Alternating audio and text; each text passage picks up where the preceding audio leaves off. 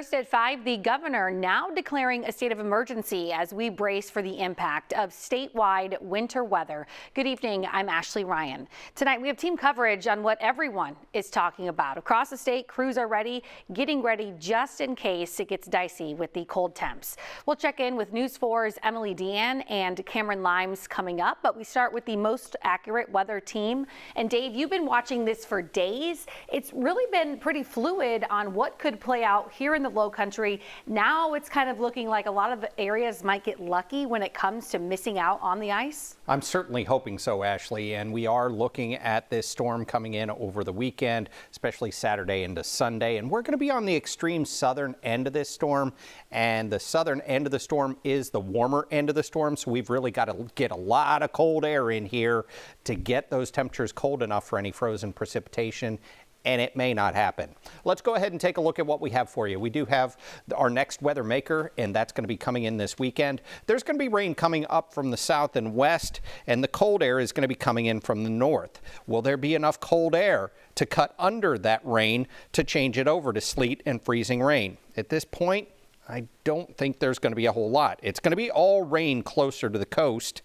As we head a little bit farther inland, we could see a glaze of light freezing rain, mainly right along the I-95 corridor. So most of us will be getting rain, while a few of us could get that light glaze, and that would be mainly on elevated surfaces, and that would be mainly just a very, very light glaze. Here's what we have outside right now. No frozen precipitation here. 55 degrees and no precipitation whatsoever. Just a few clouds. As we go ahead and take a look at our temperatures, we did get milder today. We're sitting anywhere from 50 in Georgetown to almost 60. You've got 59 still in Somerville. We have had some clouds move in, and we're going to see a good deal of cloud cover overnight tonight, but the next few days we're going to be looking at those temperatures even a little warmer. We're not going to be as cold overnight tonight. We'll be back around 47 by 11, and we'll stay in the 40s for lows, not talking about 20s overnight tonight. We do have to take a more in-depth look at that next weather maker, and we'll be tracking that for you coming up in just a couple of minutes. All right, Dave, thank you. Well, don't let this fool you, and we will talk about that impact to bridges like the Ravenel with Cam coming up. But first, we want to talk about energy companies and what they are watching closely. Let's get right to News 4's Emily Deanne live in Mount Pleasant with how they are getting ready and preparing to protect the state's power grid. Emily. While Santee Cooper and Dominion Energy both say they're ready to go. They prepare all year round so that they're ready to roll and serve customers just like you.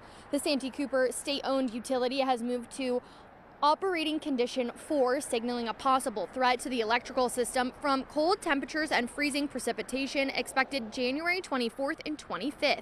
At this alert level, they say crews are completing freeze protection checks at power plants, fueling and inspecting line trucks, and making sure extra workers and contractors are ready if roads close or outages occur. Dominion Energy crews have also been staging throughout the state and here in the Lowcountry. Their crews are checking vehicles and equipment, power lines, transformers, and making sure that they have the fuel and resources they need to respond in a severe weather event.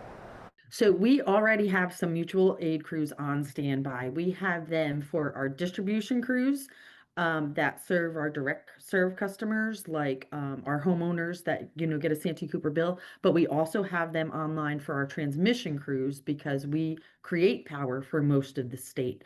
We've already stood up our emergency operations center. We're preparing vehicles, checking equipment, making sure we're stocked with fuel. Everything you see here behind me, whether it's the poles, wires, transformers, making sure that we have everything we need should power outages occur anywhere across our service territory, making sure that our crews are here, our resources are ready to go. Santee Cooper says they are also checking inventory and securing supplies like utility poles and transformers just in case those repairs are needed. Dominion says trees and falling limbs are the #1 cause of outages during winter storms, which is why its year-round vegetation management program plays a critical role in protecting power lines and keeping electricity flowing. Now, both companies are asking customers to report outages and track them through Santee Cooper's storm Center and through Dominion Energy's app. And coming up at 6 o'clock tonight, what they're advising their customers to do in the days ahead. Reporting live in Mount Pleasant, Emily Deanne, News 4. All right, Emily, thank you. Well, do you remember this? Ice falling off the suspension cables on the Ravenel Bridge onto traffic at times. With the chance for ice here and across the state, the Department of Transportation is also already preparing just in case. News 4's Cameron Limes continues our live team coverage at the Ravenel Bridge right now. And Cameron, Dave was talking about the big concern could be elevated surfaces like bridges.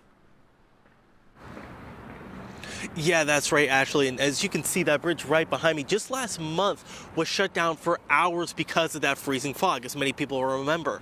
Now the new concern is ice forming on those white suspension cables and then falling into the middle of the roadway. And like you said, this has happened before. Take a look at your screen right now. You can see back in 2014 and in 2022, this exact thing happened. ABC4 News has done reporting in the past about these conditions. In 2014, the South Carolina Department of Transportation asked for a grant to build the system to keep the suspension cables from icing over.